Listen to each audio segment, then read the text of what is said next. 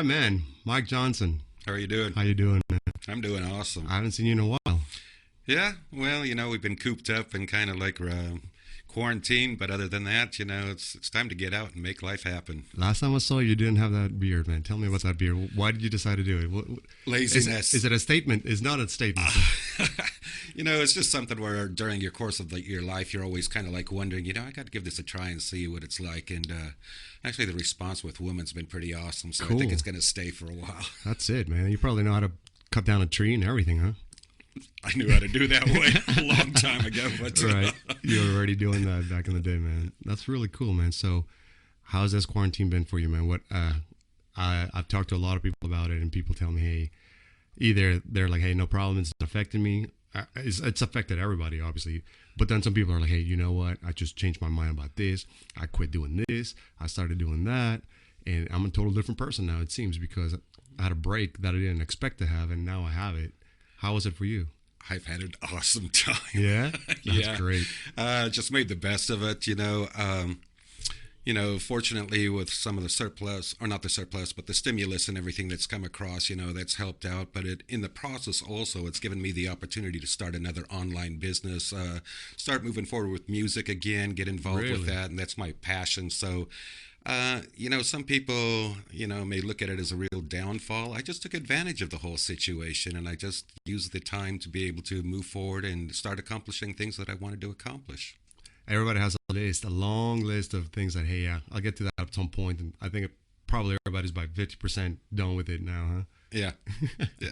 So music.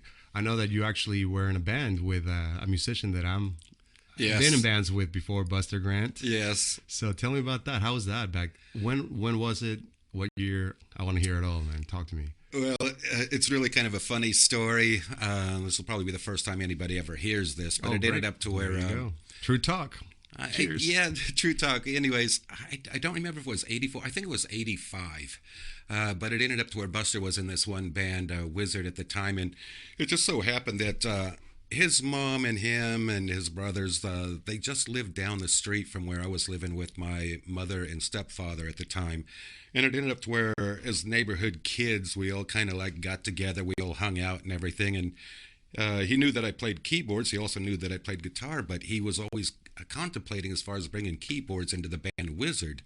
I kept telling him, I said, what Wizard's doing just really isn't my forte. I'm really not into that. It was more thrash metal in a sense. And anyways, what ended up happening was I had moved out and gotten a house down the street in another subdivision about a mile and a half away, and had another band going where ultimately we were practicing inside the garage. Well, anyways, one day it ended up to where there was a fallout. It ended up to where the drummer was dragging on a particular song, and it ended up to where what I was doing was I was trying to pick the song up without just stopping the song and saying, hey, look, this is just dragging. We need to start all over. Anyways, it ended up to where he got really upset about what I was doing, trying to pick the song up, because literally it was almost halftime of what it should have been. Wow, I hate and, that. It literally, he goes, if it wasn't for your sequencer, you wouldn't have any timing at all. And he got really pissed, and everybody just kind of jumped up, got out of there. And anyways, what ended up happening was the next day they all came over, and the band was moving all the equipment out of the garage. Well, as they were moving the equipment out of the garage, this was just like a weird dream. It ended up to where... You have to imagine the garage door opens, the band's moving the equipment out, and as soon as they're moving the equipment out, Buster is getting out of a car across the street, and there's like a couple other guys who are sitting there, and all of a sudden, while they're moving the equipment out, here's this other group that Buster has moving the equipment Buster in. Currently, this is what that guy Buster looks like? Yeah, so... Okay. He had them moving the equipment in, and I looked at him and I said, what's going on here? And he says... Exact words. He goes, shut the fuck up. We got a gig in 2 weeks. Damn. So you just get going, get started. What I like to introduce. That's a great story. I bet you there's pictures out there. It gets longer. We'll have to get into that. But I first want to show pictures. Do you think there'll be pictures somewhere out there on the internet of you guys, the band? I have no idea. So I'd like to introduce Danny. Danny, my friend Danny Leal is going to be helping us with doing all the research. So we want to bring him in and help us look it up. What was the name of that band? Ritual. But Ritual. Anyways, I'll continue with this story because it's quite interesting. The first gig, it ended up to where We ended up learning. It was probably something like 5 songs that we wrote really quick, and we were like the opening band for 2 other bands over in the Cameo Theater. Well, I had never been in the Cameo Theater before, and when you walk in there and there's like no seating or anything, you think, well, it's not that big, whatever. You can't fathom how many people get inside the place. But it ended up to where after sound check, we were all in the back while they open up the doors and they're letting people in. Now, how we were going to start this out was I was going to come out, start into a keyboard solo. After going into the keyboard solo, at the end of it, the band was going to come on, the lights were going to break on, and all of a sudden we were going to go into the first song. Well, it ended up to where the guy Tommy Achilles, that's another interesting story. It was one of the first gigs he had done. They used to be what was called the Texas Dance Hall out on 281. And his father was closing down the place. Well, he had taken the sound system out of it. His father had given that to him, and he was first time using the sound system at this show. So he was more of a country boy, He had never seen anything like this before. Uh-oh. But he comes back to the back of the dressing room. Stuff like that. Yeah, he comes back to the back of the dressing room and he goes, it's time for you all to go on. And so, because I'm the one who's going to start the show, it ends up to where I start walking out there. Well, it's pitch black and there's so much gear and everything all over the stage that literally got a flashlight on the ground just zigzagging across the cables and getting through the equipment like a maze to get out in front of the keyboard. But when I got out there, it was very surrealistic. Jason Lee Tipton, who was a DJ for Kiss at the time, was standing up there at the microphone.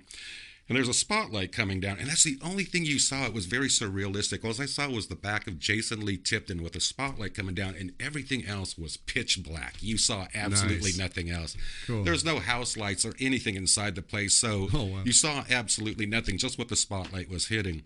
So anyways, he's standing up there at the microphone, and he is literally shaking like a leaf, and he's just like sitting there with this piece of paper, and I'm sitting there just as calm as can be going, what is he so nervous about?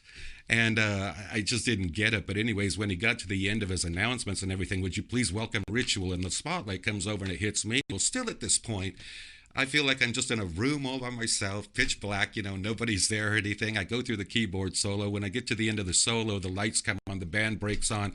I turned around and I looked and I was going, oh my God, if the fire marshal were here, they'd actually shut this place down. It was packed in there where literally I had never seen a building that packed before.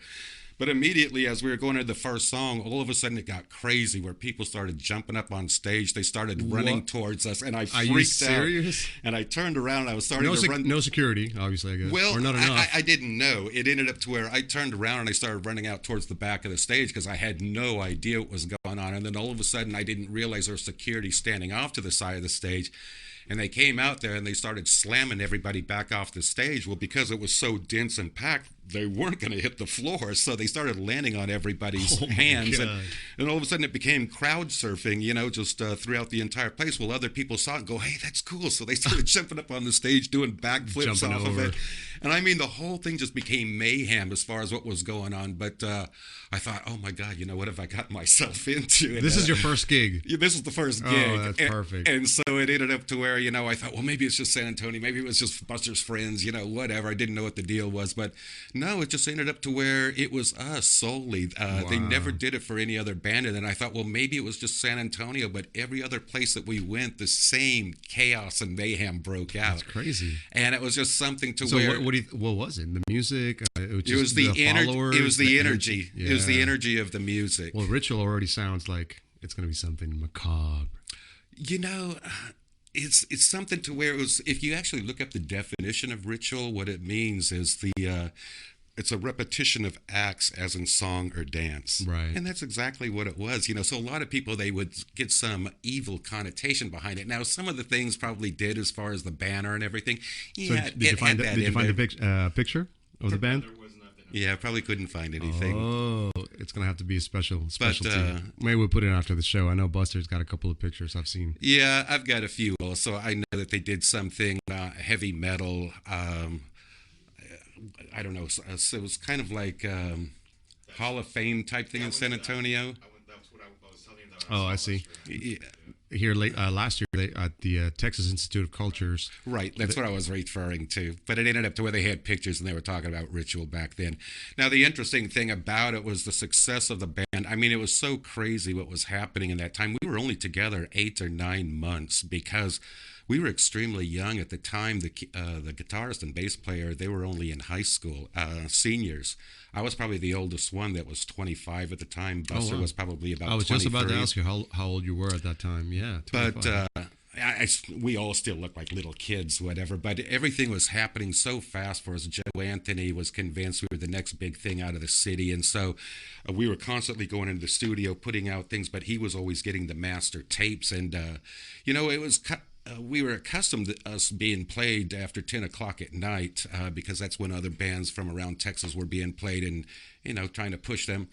And so it was like no big deal. It's like, yeah, we're going to get played every single night after that point. But he really believed in us. And it got to the point to where I'll never forget one time we went in and we recorded the song, Don't Stop Your Dreaming. And I'm driving around one day. It was in the middle of the afternoon. And I'm someplace over by Northeast Stadium. And this song comes on the radio. And I'm sitting there going, God, I know who this band is. I just can't figure out who it is. And it got to the very end of the song where all of a sudden it snapped and I'm going, oh my God, that was us. I didn't even realize it was us. And the reason was because I never anticipated us being played during the middle of the day. That's crazy. And they don't do that anymore. No, they don't. And so it ended up to where because of the simulcast show that Joe Anthony had, literally we had records offers coming in from Germany. We're coming in from all over the world, and we were just like I said, things were happening so fast. I had gone to NAMM that year out in Anaheim. And at the time, literally, it was like all these musicians from all over the world. They knew who I was coming up and talking to me. And I was just kind of like, how would you even know we don't even have anything out or anything of this nature? Crazy. And it was because of underground magazines. This is pre-internet, obviously. So how did people find out?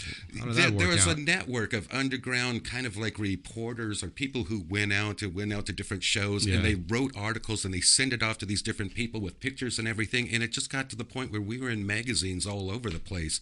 And I didn't realize any of this stuff. And so when I got to LA and people are hanging out limousines screaming at me, knew who I was, things. And I thought, this is crazy. How did they even know? And then, in San Antonio, it was like even going into a restaurant, going into the mall, anything of that nature. People were always stopping you, or you'd walk into a restaurant, even the parents were going, that's them.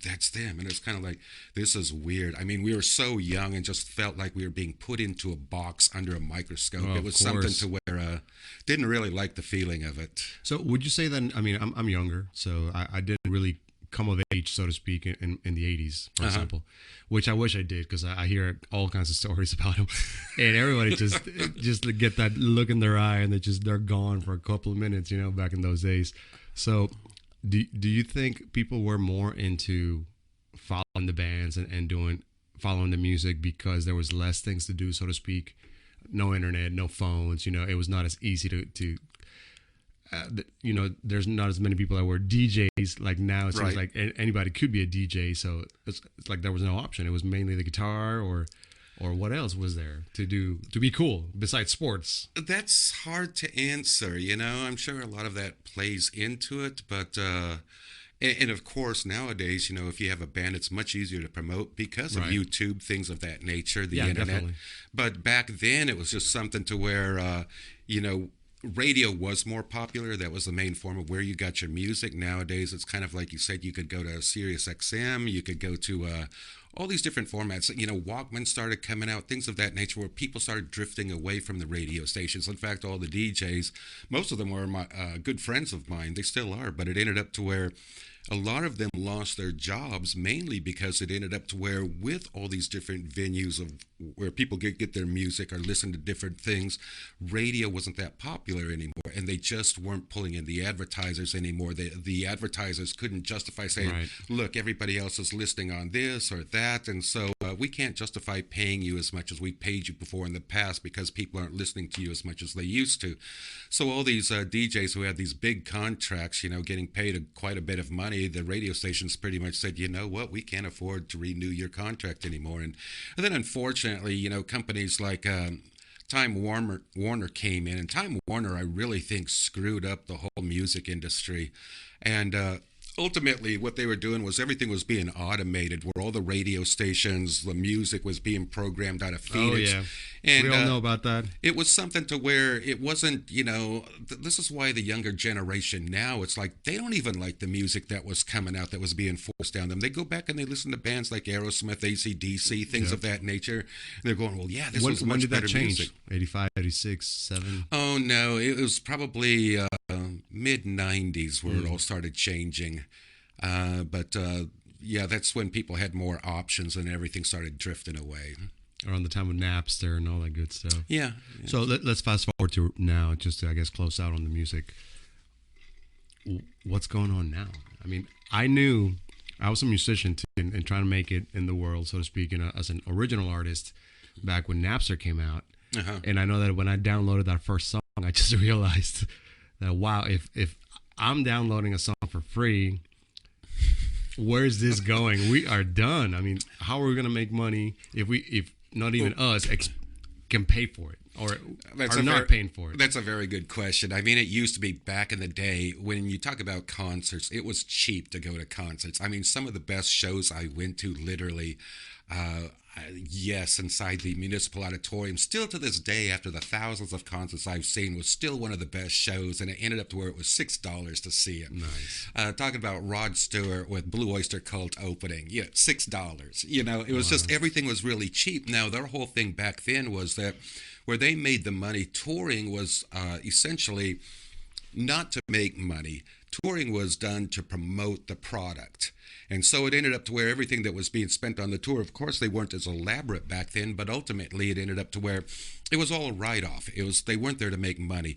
So what they were doing was with the T-shirt, the merchandise, the product, the album, or anything of that nature, people would go see the show. They'd fall in love or, become fans of the band, and then they'd go buy the product. Now, when it came into the digital download aspect, this screwed the bands big time because just like what you're talking about, everybody started stealing the music. Nobody could make any money off of it. Nobody buys CDs anymore. They're still out there, but they just don't buy them. And so when it comes to downloading, people have found other ways to get around it as far as like if you want something. I mean, right. I can tell you different methods also. Sure. I'm guilty, Peer. Everyone's guilty. But ultimately what ended up happening in that sense was the bands were no longer making money off the product. And so what they had to do was they had to up the shows.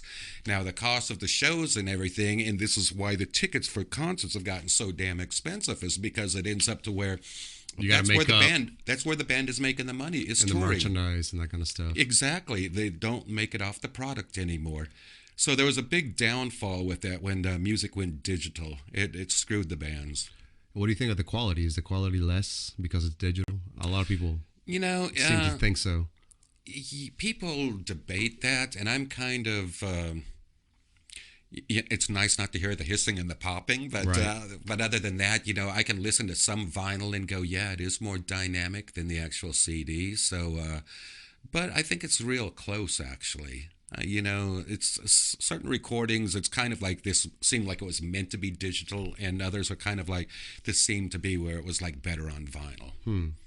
A little more warm. Yeah. More personal, it seemed. Analog. Well, for me personally, it seems that the digital format doesn't, sometimes maybe it's because of the new stereos, they don't make them like they used to, so to speak, so they don't rumble or the bass is not as deep right. as before. Well, it depends on the scale of the stereo that you exactly. have. True. So maybe I didn't have a badass Pioneer like most people did when they were growing up. So I guess that has something to do with it. So where do the labels fit into all of this? Are they still relevant, or are they about to be extinct? What do you think? Well, it's hard to say. I do believe that things are going to change drastically here for the good for everybody, because in the sense of what I was talking about earlier, how Time Warner, kind of took over the music industry and was dictating and forcing everybody to like this music, and this is all you're going to get. And of course, there was a wicked agenda, everything behind all of that. But ultimately, it ended up to where I think what it's going to go back to is that people are hungry for great music again. And in that sense, when this goes away, as far as like Time Warner not being in control anymore and dictating as far as what you have to listen to, there's going to be other ways for musicians to like say, you know what, I know that I'm putting out something great that people really like. And now there's workarounds where we can actually make it happen ourselves. We don't have to rely on a record company. And, that's part of the benefit as far as the digital realm, because you don't need somebody to go out and press it or, sell it. Somebody could just download it. You just got to market it. That famous advance. Yeah, so I do start the opposite. Start building it up right from the get go at the camp instead of getting 250. I have $1,000,000. Go make a record. Mm-hmm. Now you owe it. Now I do believe they need to do something as far as making it more secure for the band itself, as far as how you're able to obtain the music, so it can't be stolen as easy. But like right now, I can talk to you about this later on. So I was doing something. I was running a sound for a rodeo for 10 years, and it ended up to where, the music and everything that I was having to pull in, try to keep it fresh and new and everything, it was just too expensive to go out there and be buying all these new songs and everything. So, I found a way to kind of get around it, because everybody expected me to pull it out of my pocket. And it was like, look, you all got like this list that you want me to go out and pull, but you don't understand the cost of all of this. Oh, yeah. And so, because they weren't willing to do it, I had to find another way around it. Wow. No, I won't say it on here. Of course, no. We don't want any trouble. Did you hear that, Big Brother? We don't want any trouble. I don't care about Big Brother. But we do want a little more trouble with other things, man. I mean, one of the reasons why I definitely wanted to have you on the show is to talk about some of the things that are going on behind the scenes, mm-hmm. and that people are always contentious about, and wondering, is this going on? Is this not going on? This is just conspiracy theory, this is true. But a lot of that stuff has been proven over time, and I'm a believer because I've done my own research, mm-hmm. to know that there's a lot of stuff that people could not believe that is happening. That's true. And I think that's the problem. People think, I don't believe that could happen, so they're saying, my opinion is that based on my moral compass, I don't think somebody else would do that. But what I tell them is that you don't understand these people. They're not like you. They don't think like you. A lot of people are more powerful. So when you get to a certain power strata, then what do you do from there? You're not thinking the same way. The game changes. The reason why people got there, they're a different type of people. Would you say that there's people that are up in the top, the 1%, like many people just simplify it by saying that? How are they different than the regular Joe on the street? Well, you could go back to the beginning of time to really kind of go through this whole thing. I'm not going to go back through that. We just don't have time. Yeah. This is 20 years of research on my part, but even before that 20 years, it ended up to where there was just like one of these, I talked to you about this earlier, that there's what's called Briggs-Myers personality traits. There's 16 of them. The rarest one is an INFJ. I am an INFJ. I do know a couple of others, but it's extremely rare. We're less than 1% of the entire population, and so a lot of people don't get us. We think differently than a lot of other people. But I was always somebody who was very inquisitive at a very young age. People would do certain things, and I would just kind of sit back and go, what the hell is wrong with these people? I mean, it's just flippant to me as far as what they do, how they think. And I thought, the way I'm thinking just seems so normal, natural, logical. Yeah. And the other things that people were doing was just so illogical. I'll give you an example. One thing that really never hit me was, when people are watching sports on TV and all of a sudden they get really excited or they get mad, and so they're sitting there standing up and they're screaming at a TV, and I don't know what they're expecting, some response like the TV's going to go, yeah, I'm with you on that. Right. It's just I feel the same way, man. I always felt it was just a waste of, like, what are you doing? The TV doesn't know, or the players don't know that you're cheering or not cheering for them, or whatever you're doing. So why are you doing it, and why are you allowing it to work you up the way that it is? But that's a really good point, kind of leading into other things, that it ends up to where how people could become so emotionally charged by things they see off of TV. Now, the interesting thing is that when they become emotionally charged about something, what happens is critical thinking goes right out the door. In other words, emotions make their decisions, not logic or reasoning. And so a lot of the things where we've kind of led up to this point was it ended up to where through brainwashing, other things of that nature, is that people got to the point to where they react on their emotions. So even when you're watching the news, if you're really paying attention to the news, they're using words like, well, it is alleged, it's suspected, or a possibility. But what they do is the newscasters, they're not even reporters as far as like investigative reporters anymore. They're drama majors. And they sit there, and when they're talking about their stuff, they're adding a lot of drama into it. And they're doing all this stuff. And what happens is that people aren't catching these key words that they're throwing in there, so they don't get sued. Where they say alleged. But when they're throwing the drama in on top of it, people are thinking it's true. Right. But no, listen to what they're actually saying. It's implied that because of the tone of the voice and the severity of the sound in the background. And maybe exactly, the drama that's attached to it. And so they get caught up in that drama. And when they got caught up in that drama and the emotional buttons are pushed, it's just like, one of the things that they do all the time to push people's buttons. And you hear it quite often all the time now, as it ends up to where the deep state is always throwing out there, racism. Why did they throw that out there? Because it's an emotionally charged word. When they throw that word out there, somehow it triggers people's emotions. They know this, and so once they trigger people's emotions, they're no longer logically thinking, that they're raising their ire in the people that are actually watching, and then they become triggered, and once they become triggered, they're easy to manipulate. Yeah.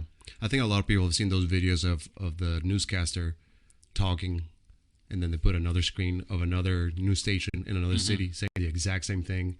And then they start adding. It's the echo chamber. It's the echo chamber of the same specific script. Mm-hmm. They get their talking points 4 o'clock every single morning, and they're told what to say. And so when someone says, I just don't believe the government is organized enough to make these things happen, what would you say to that? I mean, what I would say to them is also, it's not just the government, but there's PACs. There's NGOs, non-government organizations, governmental organizations that are out there. There's institutes. There's all these different organizations bankrolled by different people. Yes. That are think tanks to make this happen. Well, I'll kind of go back through a little history, which will kind of explain during our lifetime what has gone on. This is kind of like something that's gone on since the beginning of time, but it's really accelerated in the last several decades. But anyways, one of the things that I was going to talk about when you kind of refresh my memory, you were just talking about, well, I'm going to go back because I was talking about as far as the history. When you were talking about, the possibility, I remember where we were now, you're asking me as far as, how is it possible for people to say certain things? Could this have been planned? Things of that nature. What I would tell people to do is you can find numerous videos. You can actually find other evidence if you go research Operation Mockingbird. Now, right. Operation Mockingbird was back in the 50s, and there's testimonies in Congress where even they were talking about and question at this particular time the CIA, and they were admitting to the whole thing as far as, yes, they do use the media to manipulate and also put different thoughts into people's minds. In fact, I don't know if you're probably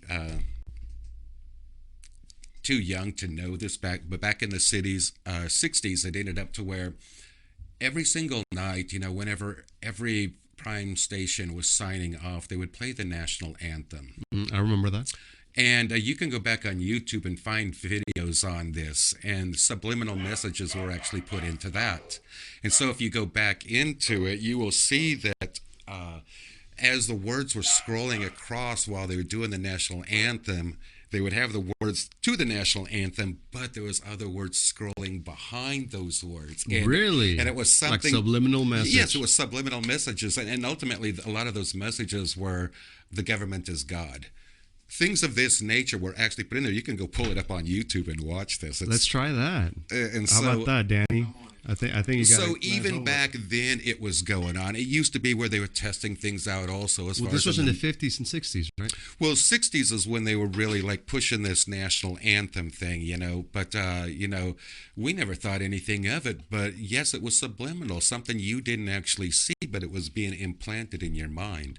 You go back also during that time, the movie theaters, what they were doing was they were actually throwing things in there in the screen or the movie to where it was like, you want popcorn, you want Coke, and just little messages like that so that it would instill people to get up and say, you know what, for some reason, I just got to go get me a Coke. So, I got to get some popcorn. As far as I know, the subliminal message looks, it's just you're looking at the screen and there's a quick flash with words on them, and it just very quickly to where almost imperceptible, but yet your subconscious is picking it up. Exactly.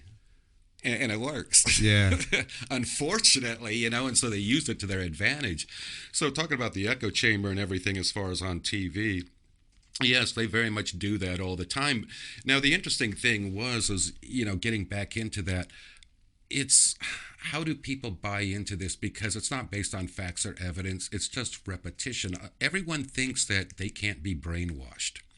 And there's a bunch of different videos about that. yeah, Let's see. yeah. So there's a ton of them on there, but it's very interesting if you want to go Let's try back this there one and here. look it up. Let's see what that one does. See if we can find anything here. Subliminal messages in the national anthem. Let's see. It's about 6 minutes. So That's exactly what you were saying. Yeah. It was standard. We heard it all the time.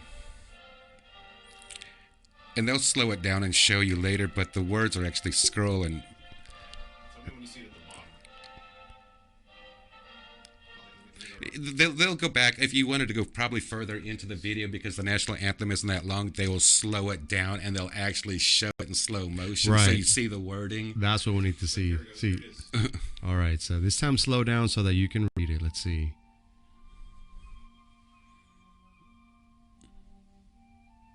So there's the frames like going slower. I'll say, can you see? Right. Trust us, the government. Whoa, what? Trust the U.S. government. It's actually what they're saying is it's scrolling right in the back. That's not actually. If you see, Oh, I see. As the letters are starting to show, I see. there's other words that are also showing, but they don't come through. It's the words that you expect to yes, see. but as you see this all the time, they're trying to engrave those messages. Believe in government, God. Huh. It's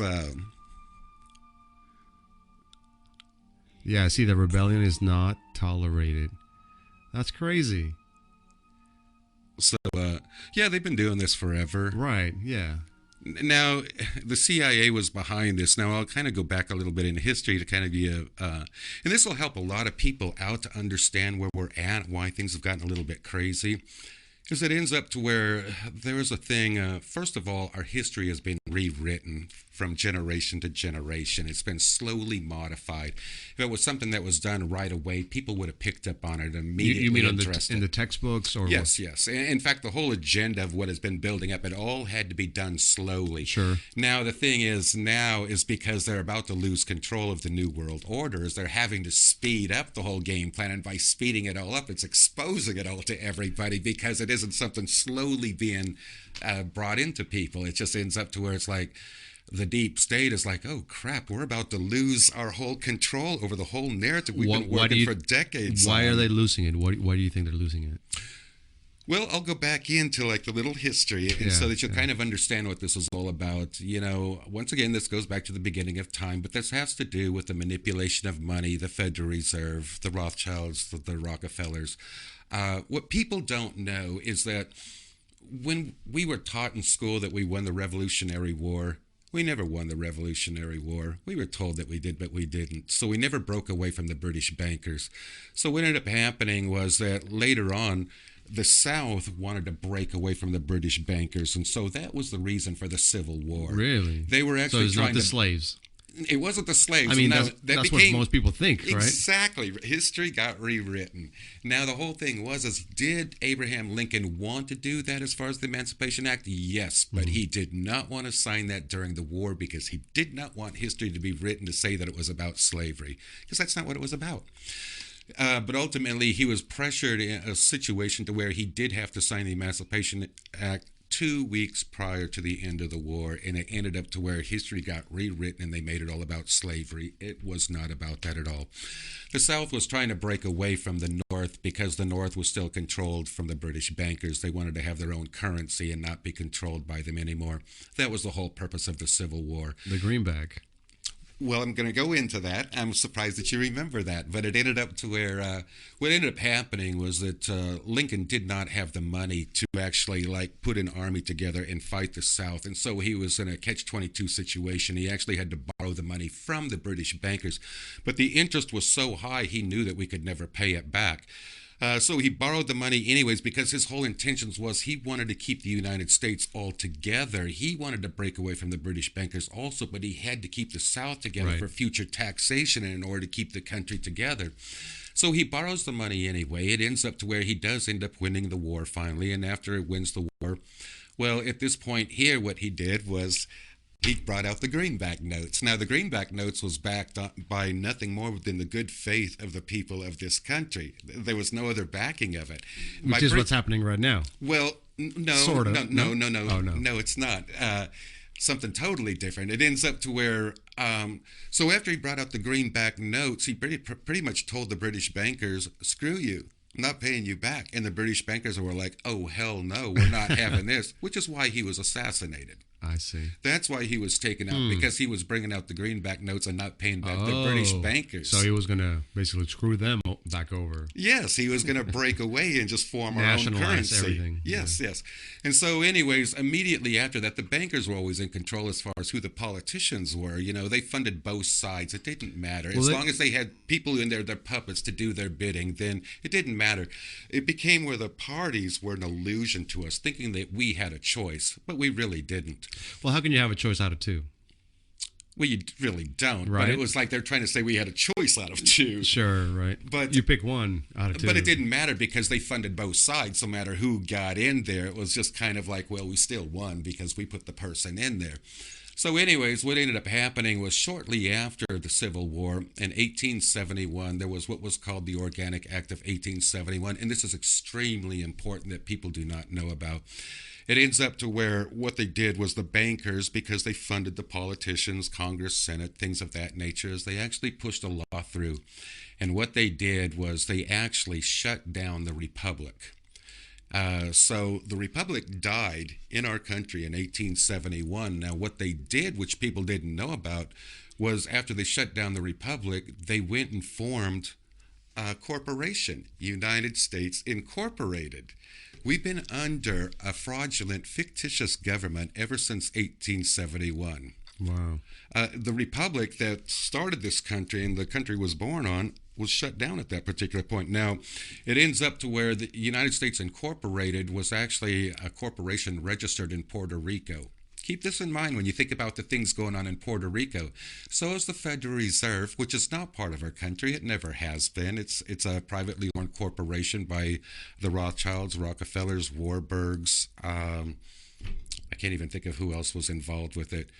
But ultimately, it ended up to where that was another private corporation formed, registered in Puerto Rico, as well as the Federal Reserve. Wow.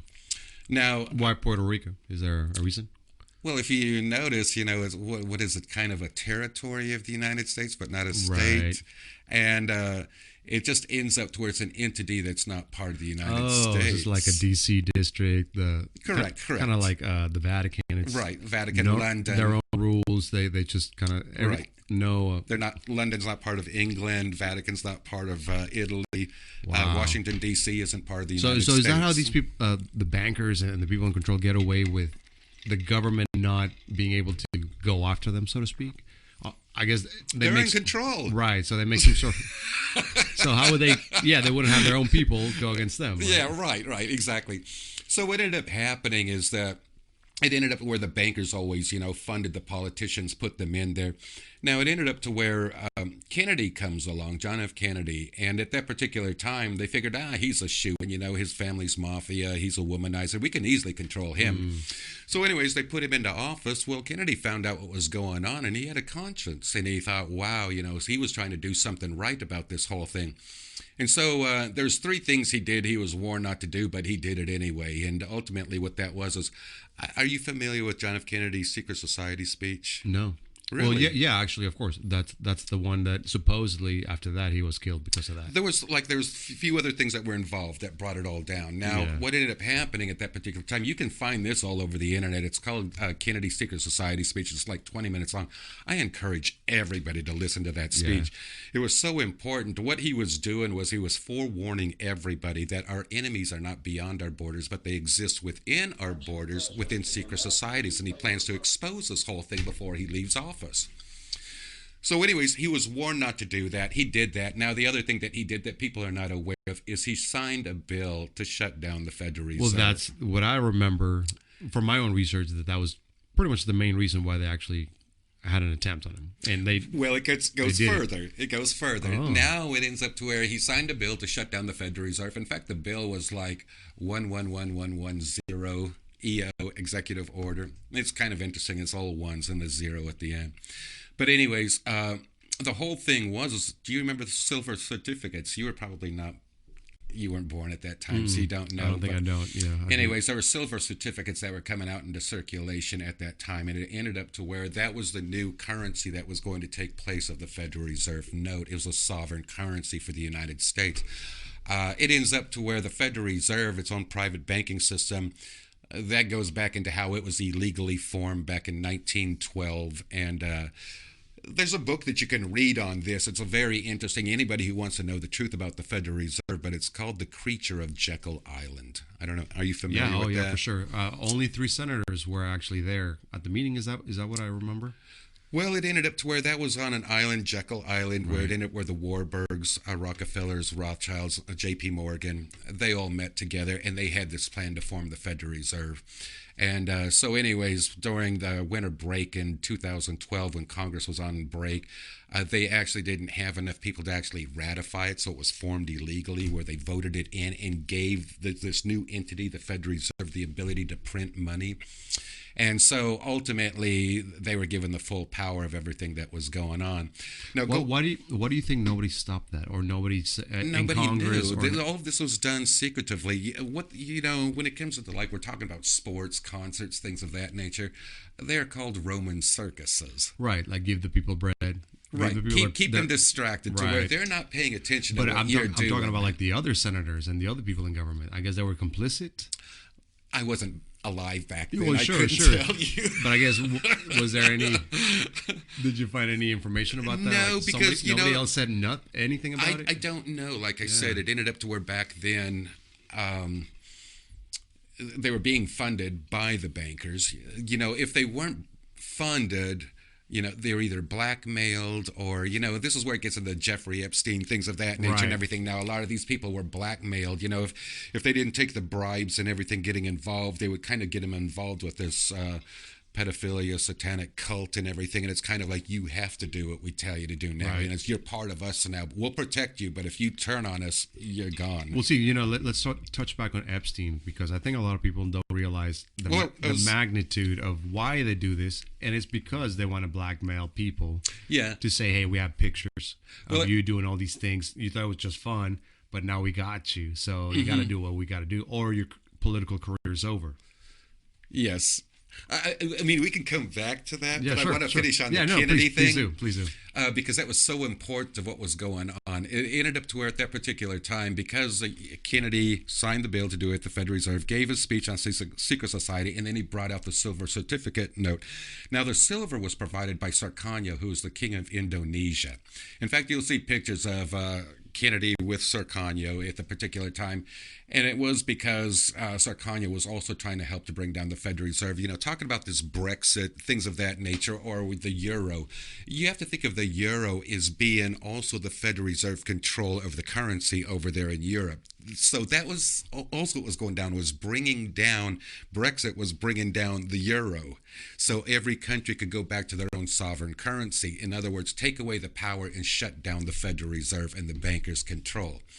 That's part of it, what's going on in Europe. Over here, yes, it is like shutting down the Federal Reserve. That is in the process. In fact, There's more that has happened now at this time that people don't even know about. Yeah, it's awesome. But let me yeah, go let's on. keep going. You know what? There's so I much. don't want to lose the track line of thought here. But anyways, it ended up to where Kennedy ended up to where now he was taken out. Now, who took him out? There's, a lot of people be in question about this, but there's a lot of people where this is factual. Who was head of the CIA at the particular time, who was involved with taking him out, was actually Bush Senior. Wow. Yeah.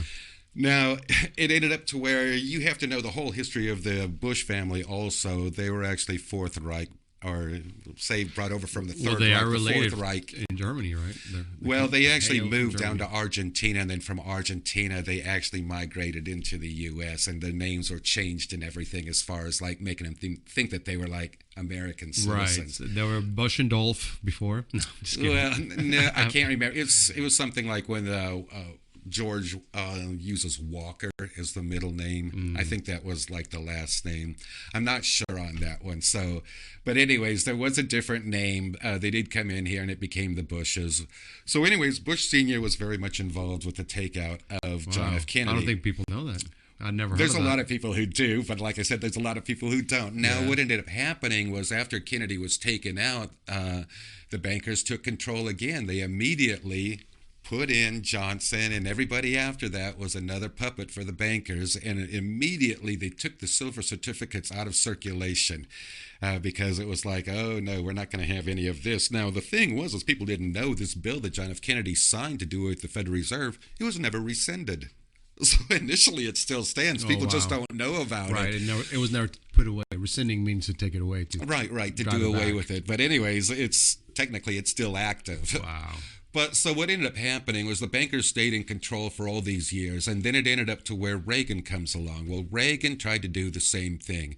However, it ended up to where at that particular time, if you remember, who was the vice president at the time was actually Bush Sr. Right. So, anyways, while he was trying to do the same thing that Kennedy was trying to do, they pretty much came back to him and says, look, you do as we tell you to do, or we're going to take you out. Well, that was the reason for the assassination attempt on him. Yeah. Now, who attempted did the assassination attempt on him? It was Charles Hinckley. Who was Charles Hinckley? He was the son of a business associate for Bush. Wow. And so the whole thing is that if they took out Reagan, Bush would have become the president at that particular time. So this has all been control over the bankers throughout this entire time. Then it ended up to where, Trump is now trying to do the same thing. He's shutting down the Federal Reserve. In fact, he's already successful done it. People just don't know Right. the whole thing about it. So they transferred it to the Treasury. Correct, That's kind of the correct. short, quick little. And who's actually CEO, one of the CEOs of the Treasury is actually Trump, meaning that anybody who wants money from the Federal Reserve around the world has to get Trump's approval. Wow. So It's priceless. I know, that is so huge, and it was not in the news. It was definitely not on Facebook because they're Because the keeping deep that state stuff away. controls the news, the Of narrative. course. So let's talk about that just real quick now, and then we can get back to this history because Okay. I think that obviously it's so important, hugely important. I mean, the only other president that did that before was Andrew Jackson. I couldn't tell you the history going back that far because As far as I remember from my own research, Andrew Jackson ended the Fed, but then Woodrow Wilson came in and reinstated it. Well, the other things that's kind of going on, and I'll tie this all into this also, is there's a thing that a lot of people aren't familiar with. They can research this. It's called Nasara and Gassara. We're in the process of that happening. This is just absolutely awesome for the entire world. NASARA stands for National Economical Stabilization and Reformation Act. Gassara, it started out as NASARA, which was supposed to be here in the U.S. It was actually supposed to be announced on the day of 9/11. 9/11 September. There's a new banking system that was going to come online at that particular day. All the computers were on the second floor of one of the World Trade Centers. In the bottom basement, 3 floors underneath the ground, it ended up to where there was a stash of gold that was actually being loaned from China to the U.S., being leased, and it was actually due to go back to China that particular day. There's a lot of things that happened on that particular day, but the reason why the towers were being brought down was it was brought down 1 hour prior to the new banking system coming online and NASARA being announced. and they stopped the whole thing from happening and continued the warring, and people never found out what was the great things that were getting ready to happen. We're at the verge of now finally getting to the point where Nassar and everything. Gassara is the very same thing. It's Global Economical Stabilization and Reformation Act. That's about to be announced throughout the entire world, but it has to happen in the U.S. first. That's why Trump keeps saying that the best is yet to come, and just before Christmas, he has to get these Democrats, and I don't like to use that term because the truth of the matter is, yes, a majority of the Democrats are the deep state, but the deep state also involves people on the Republican side. And they did that so that they could control the voting on issues. Sure. And so, when people say it's just the Democrats and the Republicans, it's kind of like not the technical term. You should use deep state, that they're on both sides. However, the majority of them, and more obvious ones, you get people like Romney, McCain, things of that nature. They were obviously deep state Republicans, and so it's kind of like you can kind of pick it out who they were. And it's kind of ironic when you think about some of these people, they're gone. There's a reason why they're gone. Where's Mitt Romney now? Why is he not around? I mean, he was the Ken of the Barbie. Pretty soon, none of them are going to be around. Yeah. Oh, Gitmo's been expanded. There's a lot of awesome things going on in the background that people have no idea. In fact, I can't tell you, but I will say, mark your calendars for October 30th. October 30th. October 30th. It's something very big is going to happen early in the morning, and it's just going to shock everybody. Give us a clue, man. You cannot leave us like this. I'll tell you later. Oh, come on. We'll put it on the comments once we actually publish this. Okay. Wow. Something that people have been waiting for a long time. Does that have anything to do with Halloween? The day before. Day before. That's great, man. So, Trump. Yes. People say, hey, well, there's so much going on behind the scenes. There's the deep state, there's the globalists, there's the New World Order. How is Trump still operating? I mean, my assumption is that Trump is an outsider, and that he knows them. Yes. He's rubbed elbows with them. People are always saying, oh, well, Trump with Epstein here in this picture. Well, yeah, he was in New York, and they were all hanging out together because that was the case. But that doesn't mean he was probably doing that. No, it's just like Jesus would go into the bars, Well, yeah. And the reason why he did that was because, they were all socialites, so they were bound to take a picture together at some point. But that doesn't mean they were at the island or... No, exactly. What it meant was that he knew how these people think. And when you know how somebody thinks, you're able to work them in a chess game. Yeah. It's to his advantage, And so it ends up to where when people bring up these things, they're like conspiracy theories, because a lot of that is just fake news. They create these stories, and it's like, yeah, he was a wealthy individual. He was around these people, but he didn't drink. He didn't do any of these other things. He was somebody who was completely straight the entire time. Now, if you really want to go back further into the connection, tying into the history, when I was talking about, John F. Kennedy to Reagan, back to Trump and everything, a lot of people around the world now, they know about Q. And of course, it ends up to where people go, oh, conspiracy theory. It's kind of like, it's the most ingenious plan that there ever was. When you sit there and you know what is actually going on and you follow the entire thing, you're going, oh my God, this thing's ingenious. Because you look at the timelines, the people who don't pay attention to it, they don't watch it, they don't have a clue to what is going on. They're going, oh, you said it was going to happen on this day, it didn't happen, blah, blah, blah. Well, yeah, there's a lot of things. And part of those false timelines was to trigger the deep state to do something so that it was like a trap for him.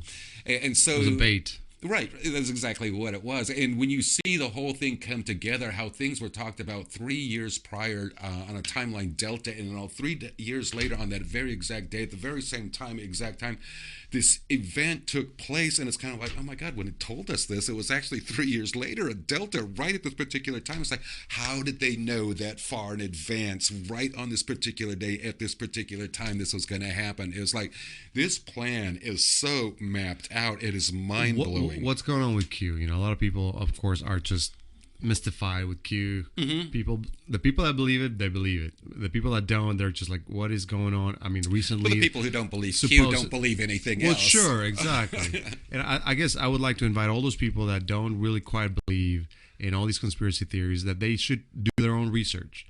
Yes. Find yes, their own answers. Absolutely. Because you found answers. Think for yourself. Think for yourself, but do your own research to think for yourself. But you put the dots together because you did some research that led you to understand and catch all these patterns that converge into an obvious conclusion. So I think people that just kind of make fun of conspiracy theorists don't really take the time to do that. They read a couple of headlines. That's exactly what they do. Or they read the opposition, the propaganda that's saying the opposite, making fun of the people that are doing that. So what would you say to those people that don't quite believe in conspiracy theories and they think we're just putting them on a tinfoil hat? Well, there's a lot of people who are waking up now. It's kind of like a lot of people are thinking, why didn't Trump go in there and take care of everything that's going on in Seattle and Oregon? Because legally he could not go in there. It ended up to where he had to be invited in. Trump he knows the deep state's plan. It ends up to where the CIA is not part of our government. That's another part of the shadow government that was formed in 1871. And their whole job was to go into other countries, create destabilization. By creating the destabilization, they were able to go in there, topple the governments, and after they toppled the governments with the money and everything, they were able to put in their own puppets into the government. Once they controlled the government in that country, they were also in control of the country's currency and were able to seal the country's assets. Plus, the bankers were able to put in their central banks. Right. So if you look at all and these the corporations, if you looked at all these countries, that wars, have been instigated or tried to be started, the one thing they all have in common is Rothschild did not have his central banks in those countries. That's what it was all about. So, if the media came out there and told everybody, hey, we want to go into this country and we want to take it down so that we can actually put in our central banks and control the currency, are you with us? Right, exactly. Nobody's going to go for that. Nobody's going to go for that. They have to have everybody in agreement, saying, yes, we're going to go do this. So they create a false narrative. And by creating that false narrative, people are just like, the same thing as far as bringing down the towers. When they brought down the towers, it ended up to where I can't tell you how many people I've met who have been in the military. And when that happened, I said, well, what made you decide to get into the military? I said, when the towers came down, I didn't even have to think about it. Yeah. Catch that? I didn't even have to think about it. Exactly. They didn't think about it. They just reacted. It became a symbol for them to just do it. Tim Kennedy on the Joe Rogan podcast just said that himself. He said, when the towers came down, that's when I joined the military. Yes, because it triggered people's emotions. They reacted on their emotions. Once again, critical thinking went right out the door. It was just reacting on emotions. But, when it gets into people who, aren't awake or they want to list everything as a conspiracy theory, that was something I had a big question about for a long time, because you could walk up to somebody, you're holding a conversation, and I'll tell you the difference between what I say is an intelligent person and a person who isn't intelligent. An intelligent people we can hold a conversation with one another. We may have disagreements with one another, but we're holding an intelligent conversation. We're not sitting there screaming. We're not name-calling. When somebody starts name-calling, they've lost the debate already. That's the first sign when that actually happens. Now, intelligent people, what they're doing is that we may have different information, but we receive new information. We may go take that information, research and everything, and then it ends up to where if that new information changes what we thought in the first place, we're willing to change our thought process in order to accommodate the new facts and evidence given to us. Right. Now, somebody who's unintelligent, what I like to say, is it ends up to where they're allowing their ego to still stay in control over them. And I questioned this. I said, well, how does this even happen? Because you could walk up to somebody, you're kind of like talking about something. Of course, they're not about finding the truth. They're all about being right. That's the ego. I see. Now, it ends up to where you go up to them, you're talking about something, going, first of all, I want to point out, too, when somebody says that, well, in my opinion. Uh-oh. I'll tell you right now, first of all, no intelligent conversation ever started out with in my opinion, because opinions are based on somebody's limited ability of what they perceive to be true, right? Not facts and evidence. Yeah, which is what I was saying earlier, that people say, I don't believe somebody could do that. Well, that's your opinion. That's what you... Opinions don't matter. you yourself would not do that, so you cannot imagine somebody else doing that. That's a problem of thinking right there. Well, when it gets back into that, as far as the ego, things of that nature. I couldn't understand this. You know, it was like going, you could walk up to somebody, give them facts and evidence. You cannot debate it right in front of them. And as you hand it to them, they push it away. They turn their head and they go, I don't believe that, in my opinion. And I thought, why would somebody ever do something that crazy? That makes no sense to me whatsoever.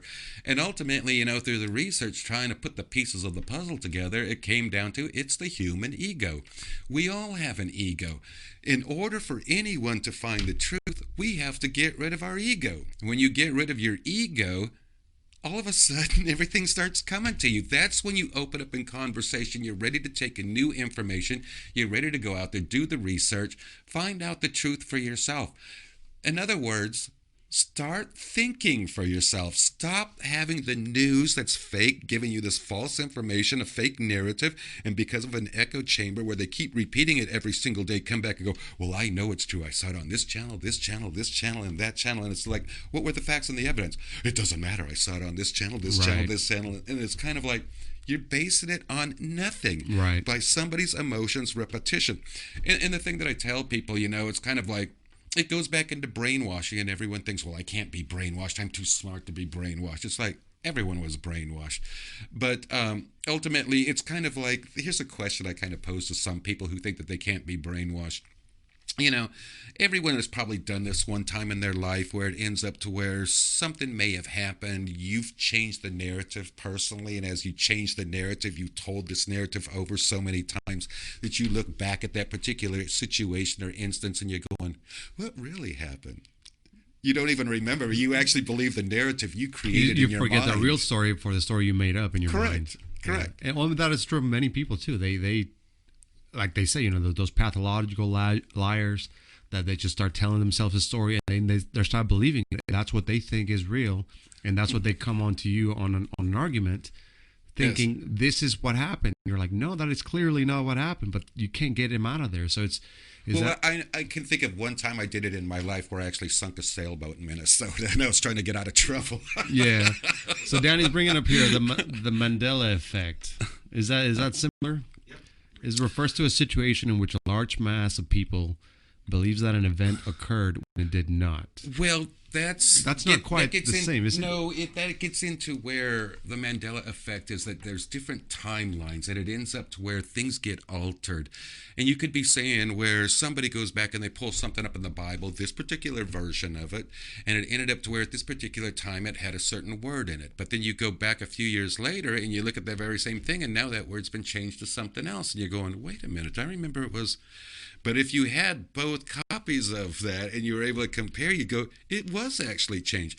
So the Mandela effect actually refers to like things that are like altered in timelines. And it ends up to where because of that changing the perception, people start to believe that, well, that's not what I remember. It could have been this, it could have been that. So confusion, basically, right? Yes, it's confusion. Is that the same thing as you were saying earlier of where they basically, I almost lost my thread of thought.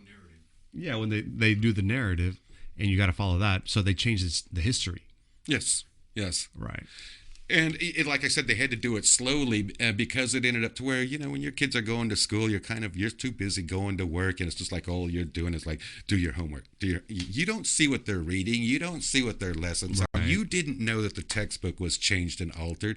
And so ultimately, the government was doing that. They were actually altering and changing the text slowly every generation. And so what the kids have coming out now learning in school is totally different than what we were learning. In fact, when you think about it, when I was younger, going to school, it ended up to where you had government classes in high school. Yeah, I used to have U.S. government. That's where. Well, that doesn't exist anymore. It's called social studies, social medicine, social media. They tried to engrave into everybody's mind this slow thing as far as socialism by using this word social and changing it in social security. All these ways that were done where people didn't even think about it, it's slowly being implanted into your mind that it's something totally acceptable. So that when they did make the transition, it's like, hey, we've got it already. We've had Social Security, we've got social media, it's all socialism. Yeah. Well, a lot of people are saying that. It's like, obviously with the pandemic, then they're starting to push that socialism and Pandemic. like pandemic. That's what a lot of people say that. So what are your thoughts on the pandemic, the virus? Pandemic. Is it? I said, first of all, was the virus man-made? Yes. In fact, the information's coming out about it right now. There's a Chinese whistleblower. She's coming out there on the news. In fact, there's something that I saw today was quite humorous. Even Fox News kind of got busted on it. Well, that was a different thing. It was, it was like, I don't know if you could pull up this video. It's just priceless. It was something about Fox,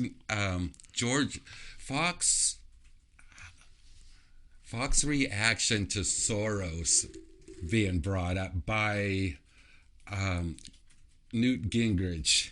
Something about Newt Gingrich, Fox, and George Soros. Interesting. I mean, you have to see the reaction. I mean, it was just like they were like, "We don't talk about George Soros." Wow. Let's see. And right there. Oh, we found it. Found it.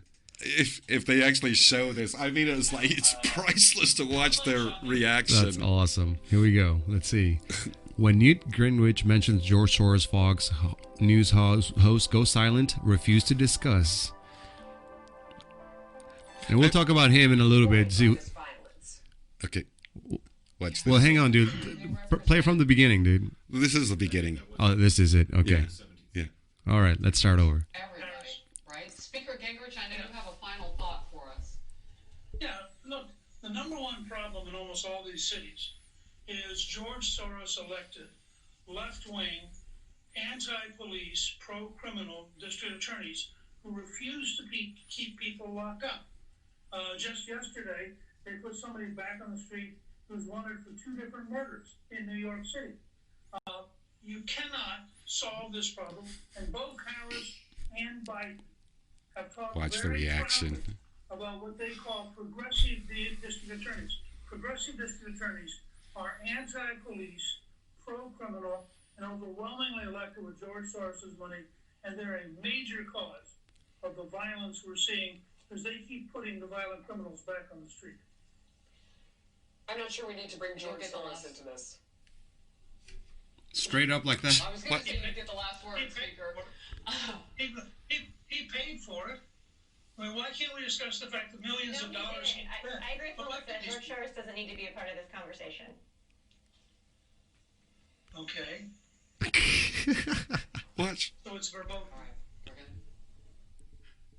They're dumbfounded. Wow. Look at them. They're still like, Okay, we're gonna move on. oh, we're going to move on. Holy shit. Wow, dude. Okay, so real quick, for all those newbies out there that don't understand who George Soros is, you and I do, but give us, wow. Satan reincarnated. That's what people have said many times. But what's going on with George Soros? What does he do? And why is he meddling with all this? And what does he own that make all this happen? Well, I couldn't give you the full history, but ultimately George Soros was probably one of the most wicked men on this planet. You go back to the times of when the Nazis were like taking all the Jewish people in Germany, locking them up in the concentration camp. George Soros stated that was the best time of his life. He basically was going in there and taking up all the gold and the silver and everything that these people, Jewish people, had inside their homes. And he was just a teenager. And so ultimately, by taking all the wealth of these Jewish people who were being locked up, he was able to build up an empire where he's a multi-billionaire in the world, and he just controls and manipulates governments all over the world. So somebody who's very much up there, top of the deep state. But, the money, everybody goes, well, after he's spending all this money, for all these riots, things like in Ferguson, things of that nature, all these people, who are coming in, they're rioting. In fact, they're being paid by George Soros. Right. Yeah, a lot of people have seen the Craigslist ad. Yes, and that's another thing. And then there was something interesting that I saw not too long ago also was, I don't remember where it was, if it was on a video or what, but it ended up to where there were some flight attendants that were talking about, when the COVID thing hit, it ended up to where all the conventions, people traveling for work and everything, it all pretty much stopped, so the airlines wasn't having a lot of people on the flights.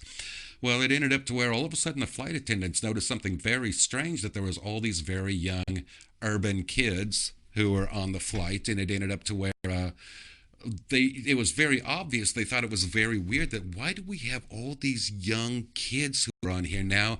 And it was apparent by all the questions that they were asking the flight attendants that they had never flown before. And they thought it was very bizarre that here we've got all these young people, they've never flown before because of all the questions that they're asking. It's like, where do they come up with the money? What are they doing? And ultimately, they kind of put the pieces together as this is the people who are being paid by George Soros who are leaving one city, going to another, which is why you hear in the narrative is like, these people aren't even from here. No, they're not. Yeah. They're being bussed and flown in. A lot of sheriffs have arrested all these people in about peaceful 80 protests. Right, yeah. Wow. I mean, like 80 to 90% of these people are from out of state. Yes.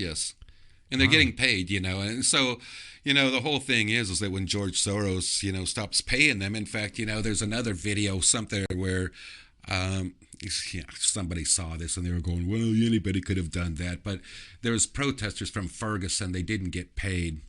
I don't know. You might pull this up on YouTube also, but it was Ferguson protesters protesting George Soros for not getting paid. I did see that. I saw that. We're going to pull that out.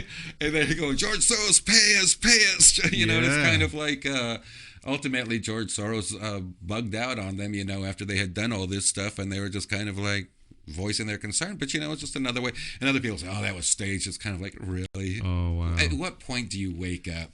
Exactly. So, no, there's a lot of crazy things that are happening like that. And once again, the news, it's all controlled by 6 corporations, all the stations, and those 6 corporations, it's all part of the deep state. So their whole thing is that once the new banking system takes place and the Federal Reserve is shut down, they're no longer in control of anything anymore. They can't control us. They can't control the world. They were hoping to bring in this new world order, and some people are going, well, they're not taking change in anymore. It's kind of like people are saying, well, you got to give me the exact amount because I don't have change to give you. And they're thinking that, something's about to happen. This new world order currency is going to come in. Quite the opposite. It ended up to where if Hillary had gotten in there, yes, that was the game plan. They were going to finalize the New World Order once she got in there. And this is why they're so mad, because Trump is dismantling the whole New World Order. In fact, when it goes back to the Nasara Gassara, which I never really went into the detail about that, but what that is it's it's just so many awesome things. Imagine all the debt that you have, whether it's a student loan, car loan, a mortgage on a house, credit card loan, anything attached to the banks being wiped out free and clear. On top of that, everybody in the world will start receiving a minimum income every single month to help cover the cost of living. So what this does is it frees people up to where no longer are you a slave to just making money to survive. But now that most of your necessities and everything are being covered, it ends up to where you're also able to now pursue your passion. It frees people up. There's a lot of great things that are going to come out of this. In fact, it's already happening to people. It's kind of in a beta testing right now. People are like finding out that their student loan is wiped out free and clear. Their mortgage has been wiped out free and clear. Wow, we're going to talk about this some more. Everything's been wiped out. I know a lot of people want to hear about that. Well, this is part of why Trump keeps saying that the best is yet to come. Oh, wow. Because this is about what's going to happen. But he has to get back into office. The banking industry will never let that happen. The banking industry doesn't have any control over it. They're going to let mortgages go away just like that. Yeah, I can explain that. We'll get to that point. But why don't we take a little break? Sounds great. Go, to the potty, and then just come back. We've been going for about an hour and a half. Have we really? I told you it was going to go long. See, we're going to hit the 2-hour mark once again to make sure we get all of our listeners out there everything that they need to hear so that they can do their own research or talk shit or whatever you're going to do. But we're going to talk about this and the True Talk. So we'll be right back. All right, guys, we're back for our second half of the whole shabam here with Mike Johnson. Mike, where do we leave off? Using the restroom. That's right. How did that go? Everything came out just fine. How did you like my bidet? Yeah, I was looking for the toilet paper. I I didn't get to HEB on time, man. I'm sorry. I didn't get to the grocery store on time. I was I'll ousted. confirm that with you the next time I come over. I was ousted, man, by the mask police. Yeah, man. They had an iPad at the front, and they told me they couldn't come. I couldn't come in. Oh, okay. So I just installed bidets in my house. It all worked out. It all worked out because I just washed my butt. Much better, anyways, than wiping it. No, but in all seriousness, we left off in the banking system and how that's affecting pretty much all of our lives, Yes. inside and out. So take it away. We were talking about Nassar and Gassara, and I was talking about the debt forgiveness, and I guess the question came up as far as like, well, how is that going to happen? That's not going to happen. It's like, well, Sounds too good to be true. it does sound too good to be true, but yet it ends up to where if you understand how the whole debt system came about in the first place, that it was all based on fraud, then it ends up to where you understand how the debt forgiveness can actually take place. And this isn't just in the U.S., this is all over the world. Yeah. It is already happening. Like I said, it ends up to where people have already like shown proof and evidence that their mortgage has been wiped out free and clear. Their student loans have been wiped out. Their car loans have been wiped out. It's zeroed out. But it is in a beta stage that is going on right now. And it ends up to where that's why Trump keeps saying once again that the best is yet to come, because if he gets back in there and has a Republican Congress, then he will be able to finalize this legally to where the debt and everything is forgiven. Now, how is this possible? The very simple answer about that is talking about it being based on fraud is that prior to the Federal Reserve, there are two other banking systems that were in our country. The second time that the bankers, which was also part of the British bankers system, our country has never controlled our own currency. The only thing that our country has ever controlled through the Treasury has actually been the coinage, not the bills itself. The bills have always been controlled by the bankers. So the big money. Well, the paper money. The bigger money, the coinage, the solid things, made out of different materials as far as, copper, silver, nickel, things of that nature. That is real currency. The paper money is just monopoly money. And it says it right on it. It's a note. It's a federal note. Yes, it is. And it ends up to where, once again, the Federal Reserve is not part of the United States government. It never has been. It's its own corporation that's registered in Puerto Rico, just as the IRS. But anyways, how this will come about as far as the debt forgiveness is it ends up to where, I was just talking about this earlier, a lot of the videos and everything that used to be up on YouTube, how the birth certificate is used as chattel property. Well, what happened was after the second banking system collapsed, the Supreme Court made a ruling that because of what the bankers had done, they could no longer ever lend out debits, credits, or their own money ever again. This still stands to this very day that the bankers cannot lend out debits, credits, or their own money. What does that mean? People that don't understand accounting speak. Well, Debits, credits. it's kind of like when people make deposits into the bank, they can't take that money and loan it out to somebody else. That would be, Isn't that what the banks would do, though? that's what we think they do. Right. Okay, but that's not really what's happening. So because they can't loan out debits, credits, or their own money, if they had their own bankroll where they could sit there and loan it to us and then charge us interest and everything on it, that's all illegal. They can't do that. So the question is where does the money come from? How do they loan us money when it comes to like a car loan, a student loan, a mortgage, anything of that nature, credit card debt? Well, this goes back to fraud. Is that what ended up happening is during the Supreme Court ruling after the collapse of the second banking system, the Supreme Court ruled you cannot lend out debits, credits, your own money. So after they formed the Federal Reserve illegally, they came back several years later, back in 1931. They said, hey, we figured out a way to pay back the restitution, which was ordered during the same lawsuit, back to everybody, and the government is we're going to create a bond in everybody's name. Well, that bond is your birth certificate. So by Black's Law, if you notice on your birth certificate, your name is all in capital letters. Well, by Black's Law, everything in capital letters becomes a corporation. So a fictitious corporation was created at your birth. Your birth certificate then was traded on the stock market. It's been traded on the stock market since your birth.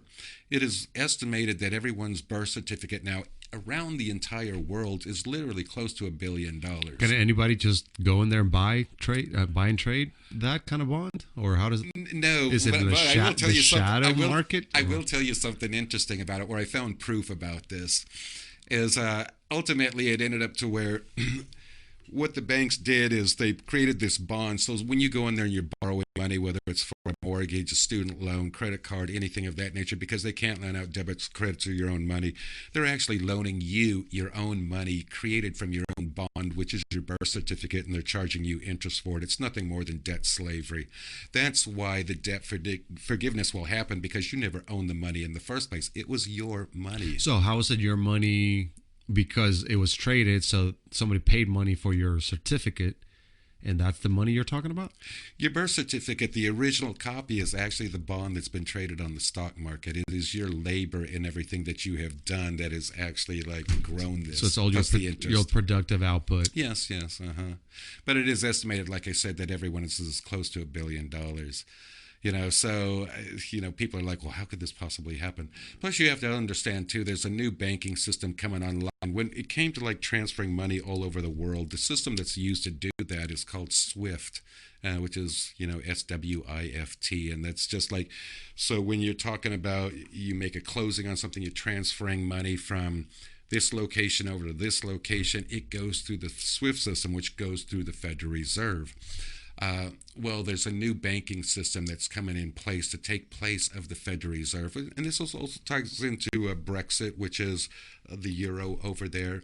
The euro, you might think of it as the European form of Federal Reserve. It is still the money control system throughout the British bankers. So Brexit was part of collapsing the banking system over there so that each country could go back to their own currency, which is backed up by gold, asset-backed, no longer monopoly money. Then all the currencies will actually be reevaluated, or revaluated, I should say, to be on par with everybody. So it's equal trading and based upon the assets each country has. There's some countries, take for example Zimbabwe over in Africa. It ends up to where Zimbabwe is one of the wealthiest countries in the world as far as the gold, the diamonds, other resources that it has. Right. It can actually support the entire economy of Africa, yet it's just a small little country, and yet their currency over there right now is worthless. Absolutely worthless. In fact, they use other currencies from around the world because they've been controlled by the banking system. But when this all happens, the revaluation and everything, literally the assets that's in Zimbabwe alone, which should be one of the wealthiest countries in the world, yet it is made to be impoverished through the bankers that are in control right now, but it will become one of the wealthiest countries in the world. Wow. So is that because GDP is not, is that related to GDP? In any way? Well, in a sense, it ends up to where... It should be, but it's not. Like, it's rigged? It's rigged. The whole monetary system is rigged. Yeah. And it's been not in their favor. So that the British bankers could actually steal the country's assets, use it to their benefit, and then ultimately the entire country and the people in the country suffer for it. But... that was the main thing that I wanted to tell you about the banking system and why, you can go up, like I said, there used to be a lot of videos on this on YouTube that was like your birth certificate used as chattel property. Mm-hmm. There's other terms that were used for it also, where the birth certificate and how it's used as a bond. But like I said, through Black's Law, anything. I mean, when you get into that birth certificate also, there's a lot of fraudulent stuff when you go into... because your name is in capital letters. If you look at your name on your driver's license, you look at it on your bills, you look at your checks. If you don't have customized checks or anything, it's all in capital letters. And the reason is because it's not really you. It's actually the fictitious corporation created where they want you to think that you're one and the same, but you're not the same. So the reason they did that was why? Because by doing that, it ended up to where the bankers controlled this whole it put us into debt slavery. Mm-hmm. We think we owe money. They control us, and by controlling us, they decide whether we live in poverty or whether we're actually... But if we gain, typically, and I hate to say this, but if you think about it, most of the people who make a lot of money in different careers... a lot of them are actually involved with businesses, whether they know it or not, as far as benefiting the deep state or the cabal around the world, as far as keeping the illusion going, whether it's like the legal system, whether it's attorneys or something, to where they think that they're actually, enforcing the law. But they're actually working... Enforcing the wrong law, exactly. So to speak, it's something that's that double standard or double justice tier system as far as justice. They've got a different set of laws for them, a different set of laws for us. So you said a birth certificate is a bond. Yes. And where does the Social Security number fall into that? Isn't that something similar? No, but I was going to say, as far as like proof, as far as the account, it ended up to where the account that your name attached to the bond and everything is known as a Treasury Direct account. And the information came out at one time as far as the number that you could actually use that connected to your account. And I was actually in, it was PayPal at one time. And you can set up different bank accounts. Well, it ended up to where at that time, I knew the number and everything to put in for the account from my personal account because I knew what to attach to it, which was part of your Social Security, but there were other numbers attached to it. And so I was acting like I was opening up another bank account to draw the money off of in there, and I actually put the numbers in there, and I'll be damned. There's a Treasury Direct account in my name. Now, the problem was, and this became a problem I had to resolve with PayPal, was it ended up to where they were going, oh, crap, whatever. It was the fact that it ended up to where when you have an account transferring money, whatever, through PayPal, is what they typically do is they deposit small amounts like 1 cent, 3 cents, whatever, into your account. And then you have to come back and tell them what was the amount that was deposited into the account.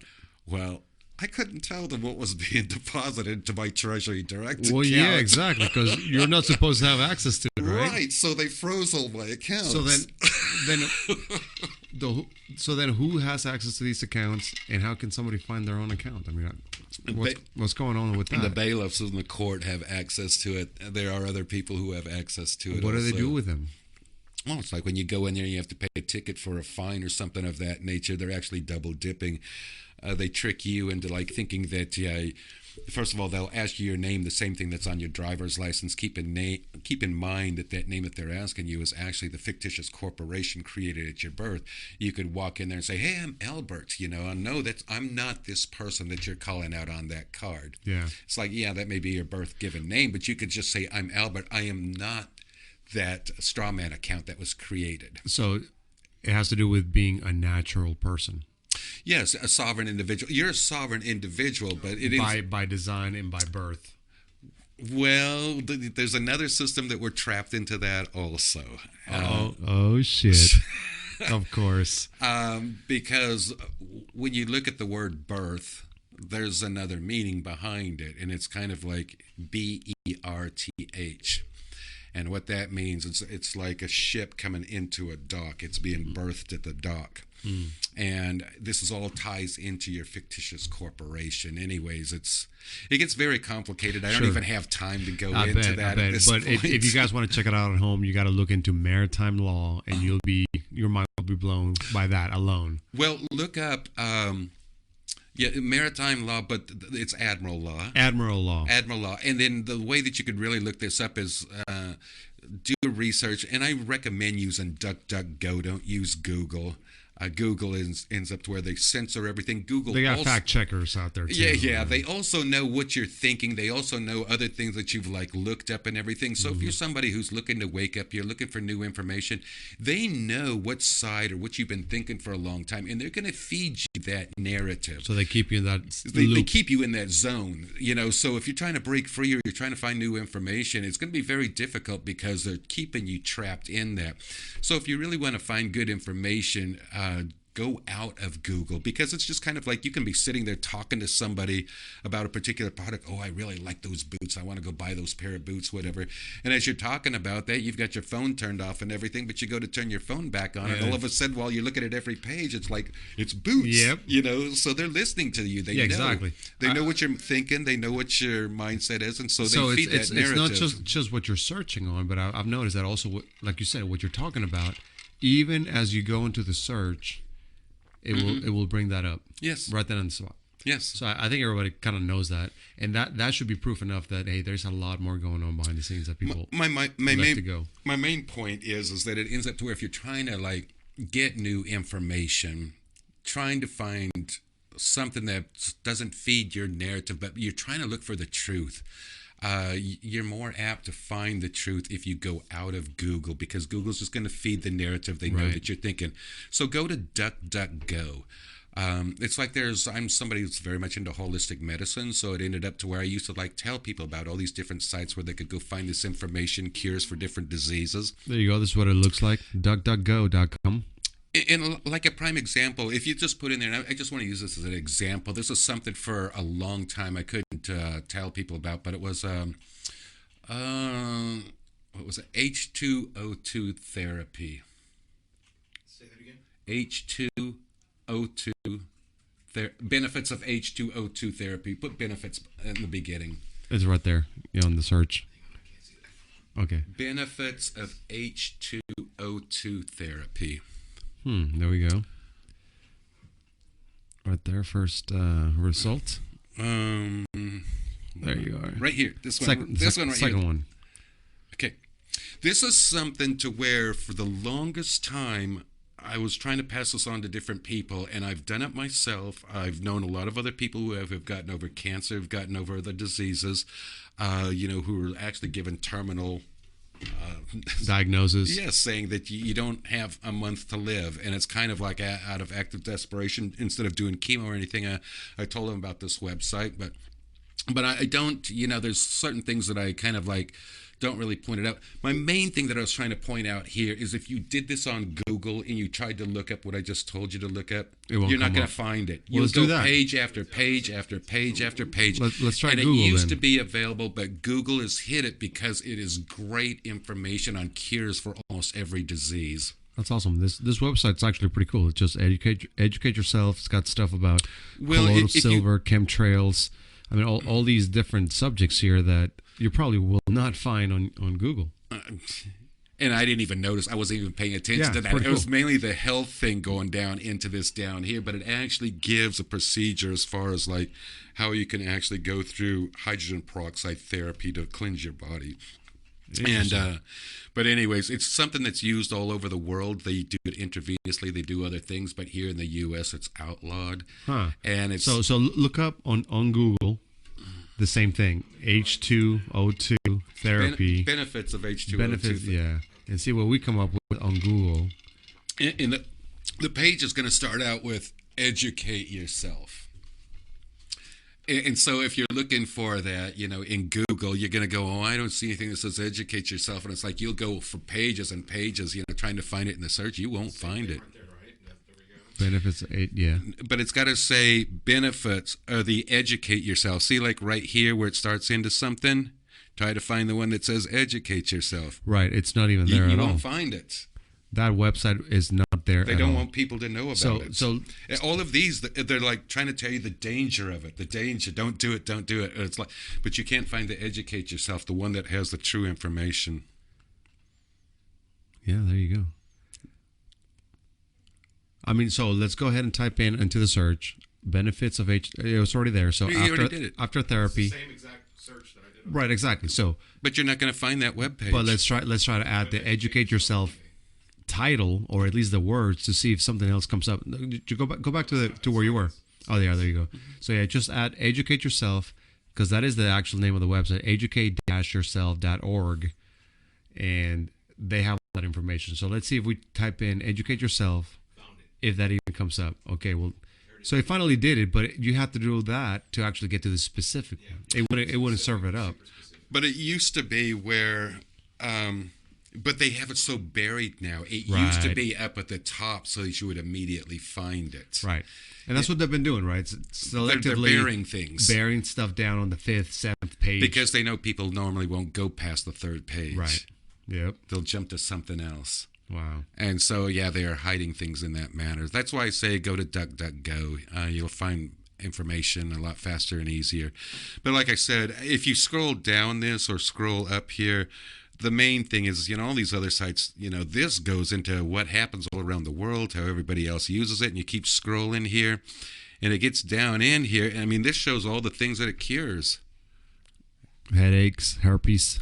Alzheimer's, Wow. herpes, anemia, HIV infection, asthma, bacterial infections, cancer, multiple sclerosis, cardiovascular disease, Parkinson's, Diabetes. Wow. Bars Epstein, emphysema, viral infections, just Interesting. I mean, I think shingles. wow, yeah, and that's just hydrogen peroxide. You can find that at the store. No. See, that's why it's so important. Is that if you went down further and scrolled down on this, it goes into. It describes here what's sold in the store is like a 3.5 or an 18%. I don't even think you can find the 18% anymore. Oh, I see. But the one that you actually use, it's a 35% food grade. And the deal is, see, the ones that are sold in the store, that is dangerous to you because it has stabilizers and toxins in it. It's not the food grade. The 35% is food grade. It doesn't have the stabilizers and the toxins in it, so it's totally different. You have to know to use this. Now, there's a lot of health food stores here in San Antonio that actually sell it, but when you go down here further, it goes through the procedure of what to actually do. Wow. Yeah. And, I've given this to a lot of people. Like I said, 2 people I can tell you right off the bat where they were diagnosed with cancer and they ended up to where they were told that they were very young. They were in their 20s, that they were going to die within a month. Are you kidding me? And Wow. act of desperation, they went and said, I'll give anything a try, whatever. And they did this, and within 3 weeks, they were free of cancer. Wow. And I've done this myself, but the thing that I always warn everybody about is on this particular thing is that there's candida, there's toxins that build up in our body throughout our entire life. Every time you're taking any type of drug, there's residue and everything left in your body, other toxins that are put in there. So when you do this, what it does originally is it breaks the dam, and all those toxins in your body try to come rushing out. So it's kind of like, imagine the Hoover Dam busting and all this water coming out. Well, when all these toxins are trying to leave the body so fast, you start to feel like you have the flu for 3 days. You're sick. You're not nauseous and throwing up or anything, but as far as the dizzy, the kind of like the bad taste in the mouth, all this other stuff, it's because all the toxins trying to get out. So it ended up to where the first time I did it, I was so dizzy after 3 days, I literally stopped. Wow. And I thought, I'm going to continue this, but I kind of freaked out because I did feel really bad about it, which is why I always want to tell people about this stuff before they get into it, because they have to know that now this will tell you that when it happens, keep pushing through, just keep doing it. But I was like, I can't do this. Yeah. It's like the work that I had to do at the time. I was like, I can't even walk down a hallway without putting my hands up against the wall. What do you think it feels so bad to detox? Well, like I said, it ends up to where when you get toxins that are leaving your body that fast, the body just reacts that way. Now, it ended up to where what I will tell, and what I always tell everybody else also, is that after that period, I probably waited a week, and I said, you know what, I'm going to go back and do this again. When I went back and I started it up again, I was able to finish the entire thing and build it all the way up to where it's like you're doing like 35 drops, something like that, 3 times a day. 3 times a day. But anyways, it ended up to where I was able to get to that point.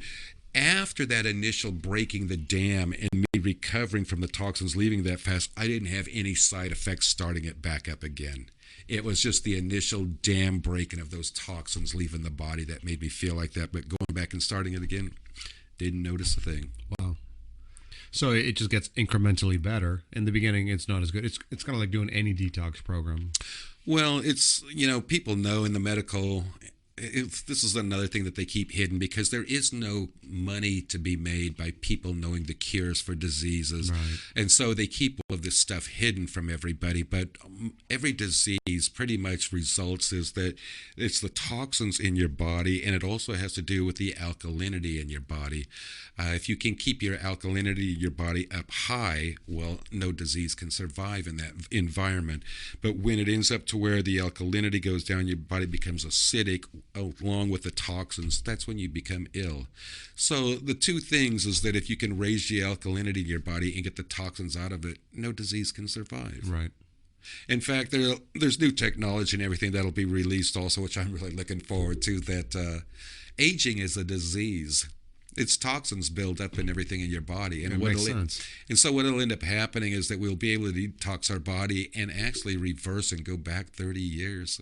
Oh, wow. Oh, my goodness. Sorry, doctors, and sorry, plastic surgeons out there. You guys have your days counted. You heard it here on True Talk. Well, let's go back to Q and the add-ons. Mm-hmm. So who's Q? Who's buying all this? What's going on with this? I mean, people are just going crazy with this information. The people that believe it, they're gung ho about it. The people that don't believe it, they're gung ho about this is crazy. I read a couple of days ago that apparently they found the guy who's running the website, and then they took it down because of that. The QPub the QAnon QMap.pub. What happened with It's that? actually different now. In fact, I don't know if you can pull that up. QMap.pub. Let's try that. Is it really gone, Danny? It's actually it was gone for a couple of days. Some guy in New Jersey. Well, there's two different links in it now, and it's the way the website is brought up now is different format. I see. But it is still there. It's still It's there? just a different format. QMap. MAP.pub. PUB. Uh-oh. Let's see. Q-Map is currently down. Let's put it up Does there. it say that? No. Okay, right there. Do you see what QAnon.pub? Q and these. And you can click on anon.pub. So they basically Did put you other click- links to other websites. Danny needs glasses to see all this far. So Q. There Okay, we yeah. go. See, there we go. It's kind of pulling it up. September on this. 17th, 2020. It's still happening. Mm-hmm. And these are like, sometimes there's breaks in the drops. They call them just drops. Q drops some more information. But it gets very interesting, and it kind of ties everything together. And there's things where anons all over the world, they're smart enough to figure this all out. There's a language which is called gematria, a lot of the coding that's in there. You have to keep in mind that this is information that the good guys are actually getting out to people around the world. It is coded, but it's interesting. I mean, it's like there's things where, I was saying earlier, things can be posted and we're like thinking, oh, well, it's got this particular date on it. It's going to happen here. And it ends up to where it doesn't happen and go, well, what happened? Well, it ends up to where it's a game. It's a chess game being played with the deep state. And it ends up to where it tricks them into making a reaction to what they thought was going to be that particular day. But the information that was shown was actually like a 1, 2, or 3 year delta. It's very interesting to where something that was like posted 3 years beforehand and you thought it was going to happen that day, it ends up to where it happens 3 years later, that very exact day, on the very exact hour, the time it was posted. And you're going, how in the world did they know that this was going to happen on this exact day, 3 days later, at this very exact time? I can't explain to you how this stuff all happens. In your opinion, what's going on? What do you think is happening? I mean, obviously, at this point, this was a way, because the deep state controls the narrative, because they control the media, there was no way that we were ever going to find out or get information to know the truth, the Great Awakening, as it's called. And so ultimately, by coming up with this plan of this Q, these are people where, think that there's rumors that it could be John F. Kennedy Jr., it could be part of the military. We do know that there's like things which is like Q, Q plus, Q plus plus. Not sure who Q is, not sure who Q plus plus is. But if it's posted by Q plus, we know that's Trump. Really? We know that he's posting it. How did you know that? It's there. It's proven. So obviously, confirmations. You can't just jump in and know what's going on. You gotta kind of follow it along. You have to understand it. You have to some of integrate. Some of it is clear, where you can kind of understand. You do get cues of things that are going to happen, which are getting ready to happen. But other things, it is coding, because the deep state is very much aware of this, which is why they attack it so much. And if it's a LARP, why do they spend so much time and money trying to attack it? Exactly right. It's no big deal. It's a threat to them, because it's not just people in the U.S., it's people all around over the world yeah, who are seen awake and paying attention to a lot of the this. real protesters out there with actual, the Q map. Yes, and you'll see this QAnon. where they're all over the world, different countries, Right. and it's just like they're all paying attention. So they all know what's going involved, because the deep state, it's not just a United States thing, it's embedded all over the world. Just like what you were saying earlier, in corporations and Hollywood, politicians all over the world. It isn't something where people think it's just politicians. No, these are people who are upper echelon who've been controlling and manipulating humanity forever. Yeah. And people are waking up. It's kind of like thinking, what made the queen so special to be born into this planet and have everything that she has, and yet we have to suffer for what we have? Right. What made her so special Well, that she had all exactly. of this and I we mean, have to do this? Anybody who starts reading history or looking into real history, you realize that they created a narrative. Again, we go with a narrative that they have special power, or they can talk to the gods, or you can't, but we can, so we'll let you know. So come to our temple, and then we'll let you know what they said. And they probably said you got to die for this or something, So it's just, to me, it's just made up. There's no way somebody can just be better than another person when they're just a human being. When you're talking about kind of religion in a sense, I have something to kind of wrap it up, and when talking about something funny. When you're ready to wrap it up, I'll just say that We'll save it for the special after yeah. the scenes, real Yes. stuff. Only us we get to hear that the good funny jokes, man. We don't want to trigger anybody out there on freaking YouTube land, internet land, all of that stuff. We're not trying to do that, but we do want to bring you enough information for you to realize a lot of this stuff, and we're bringing up a very small amount of what Mike Johnson is saying here, just so you can see that this stuff, he's not making it up. This is not. Now, I will tell you, there's a couple video sites, that people may want to take note of. That these channels, great information. They are people who are like anons or connected with anons, so they break down the narrative and they actually explain it. Oh, perfect. So it ends up to where you're going, well, this doesn't make any sense to me. It's like, go to these YouTube channels and then listen to them, and they'll start to put it all together, and you'll be going, oh, wow. You'll start to understand how ingenious this whole thing is. But a couple of those channels that I highly recommend there's one that's called And We Know. And I recommend that you find that, subscribe to it, ring the bell so that you get the notifications on it. There's some other that's gives other information. I'm not going to go into that.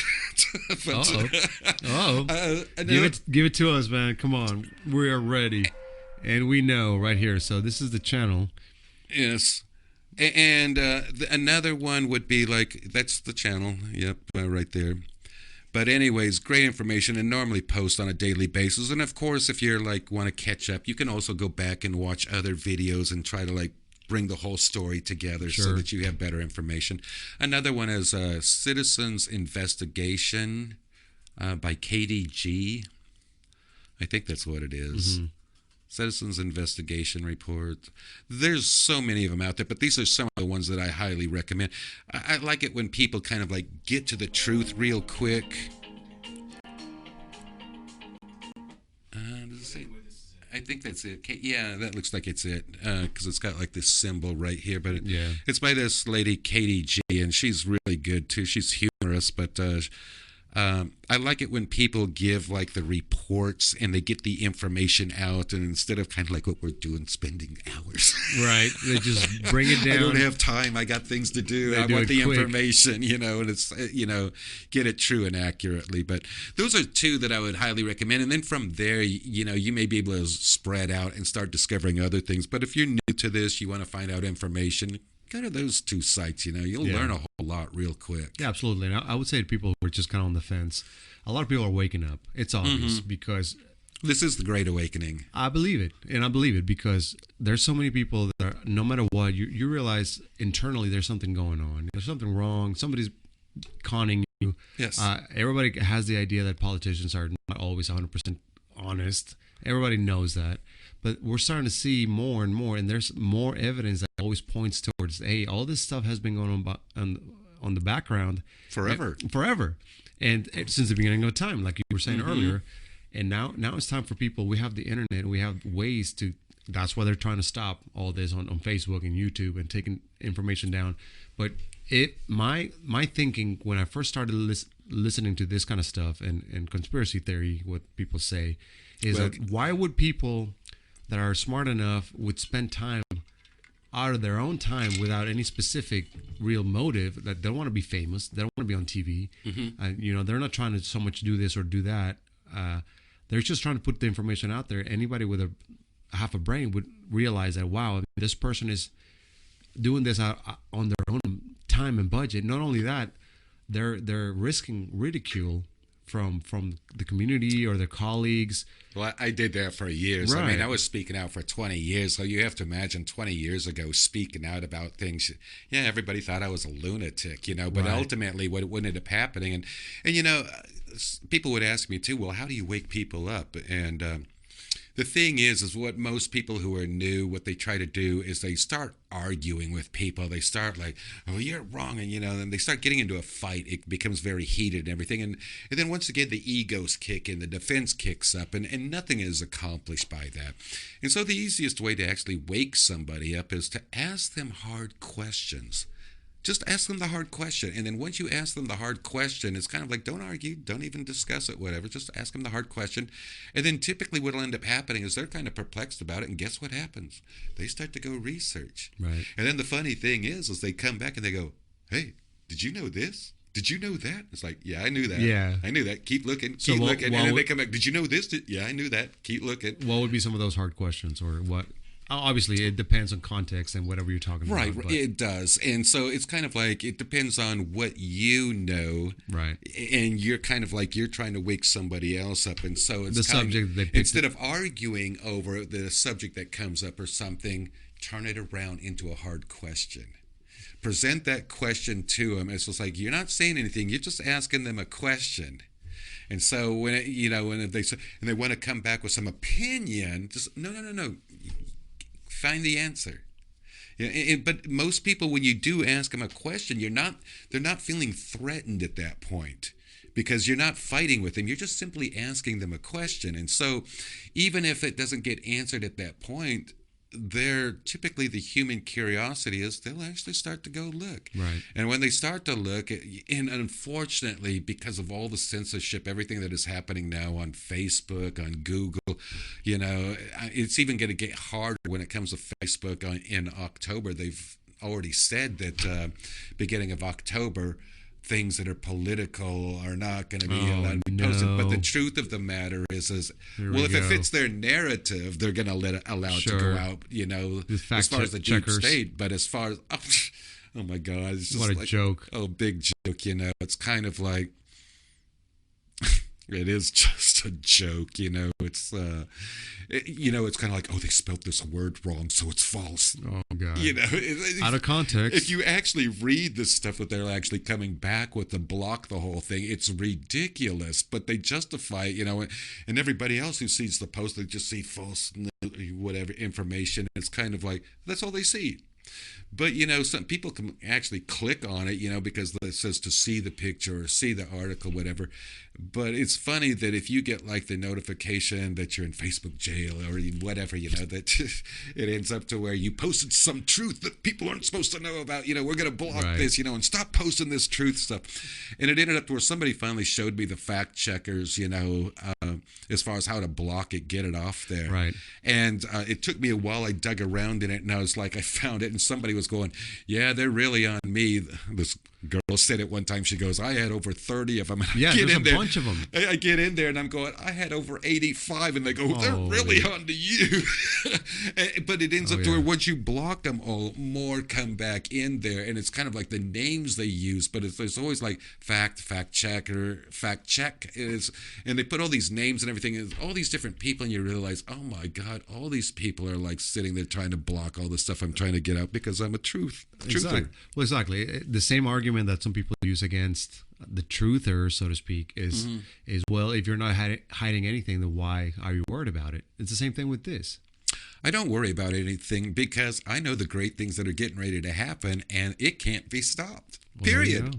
So no matter how hard they try, they know that they've already lost, but they're still gonna like Shooting the last ammo. yes, that they have, huh? just create as much chaos as they possibly can while going down.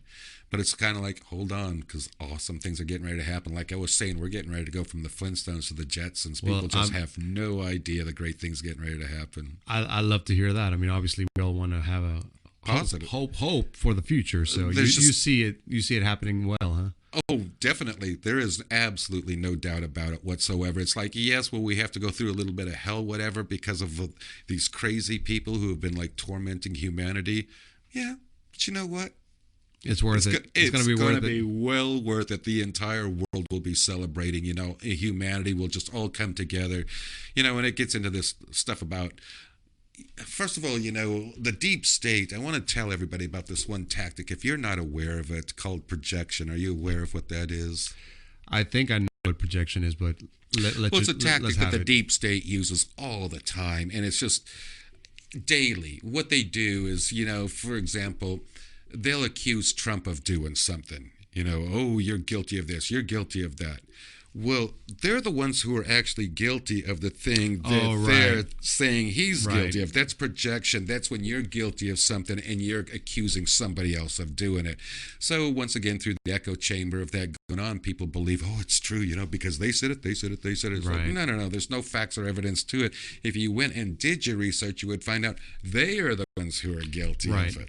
Yeah, exactly. It would probably, all their arguments would fall down when you realize that they're all owned by a certain amount of corporations. But you have to be able to think for yourself. Well, you gotta exactly think for yourself and question authority, and check it out for yourself, because the information is out there. But people, I think, are just, like you said, they're stopping at a couple of steps from really diving in and thinking, hey, is this the truth?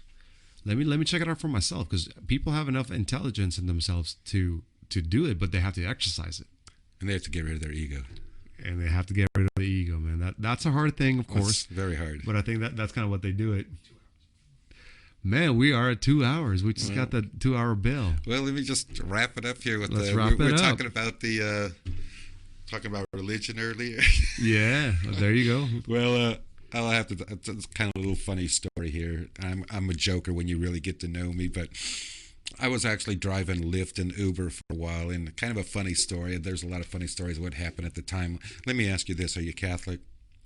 Used to be, but I consider myself more spiritual now. Okay, yeah, I was going to tell the story anyway. Cool, do it. No worries, man. You'll appreciate this. No, if we get fact checked, that's just not a problem, man. Well, there was one time I picked up this. I picked up this really small man from the Philippines at the airport, and I'm driving him off to Our Lady of the Lake. And on the way, he's sitting there telling me all these different places he's lived all over the world. He finally turns to me and he goes, well, Mike, the reason why I've lived all these different places all over the world is because I'm a Catholic priest. I looked at him and I said, well, first of all, I want to thank you for that good confession. I know, right? I said I was raised Catholic, but then I read the Bible and I got the hell out of there. He goes, it happens. I said, as a child, I wasn't that bad of a kid. When it came to confession, I used to go in there and make up a whole bunch of stuff, and at the end I would say I lied, figuring that I was covered. But the list of Hail Marys after contritions and Our Fathers was so damn long, I finally cut the list of lies shorter before I confessed I was lying. And then I said in this confirmation thing, I said, what the hell was that all about? I was made to take on a fake name, go in there, get slapped across the face, setting me up to have to go back to confession. I had him laughing so hard by the time he got out of the car, he looks at me and he goes, Mike, you're a character. I looked at him and I said, I'll pray for you. Oh my God. He's like, I was going to say that to you. Well, I also said something about stay away from the pedophilia. I just speak the truth. I don't care. I know, exactly. At that point, he's just like red in the face, like, I got to get out of here. It's true. The truth is the truth. It will always surface. It will always surface, man. So I really want to thank you, man, for coming out here and being valiant. Oh, I enjoyed it. Just shooting straight from the hip and just letting us know what you think. I mean, that brain of yours is probably filled with so much more information. We could just...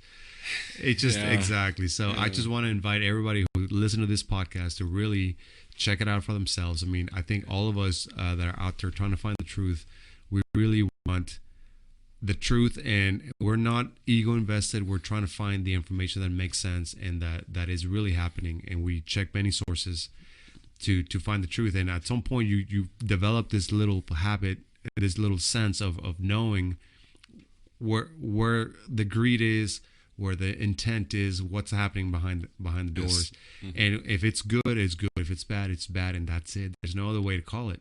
This is biblical. It is the Great Awakening, and it's just an awesome time to be alive. So those who are sitting there worried when they see all this chaos and everything out in the street, hold on, people. Awesome things are just right around the corner. Mind-blowing awesome. The whole world will be celebrating. Well, awesome, man. Well, with that, we're going to wrap up this second episode of my show, True Talk. Great great to have you, Mike, again. Thank you so much for sharing everything with us. And You're welcome. Thanks again for the invite. We will be forever now on the internet, so it's there, man. So whoever wants to come after us, come on, bring it on.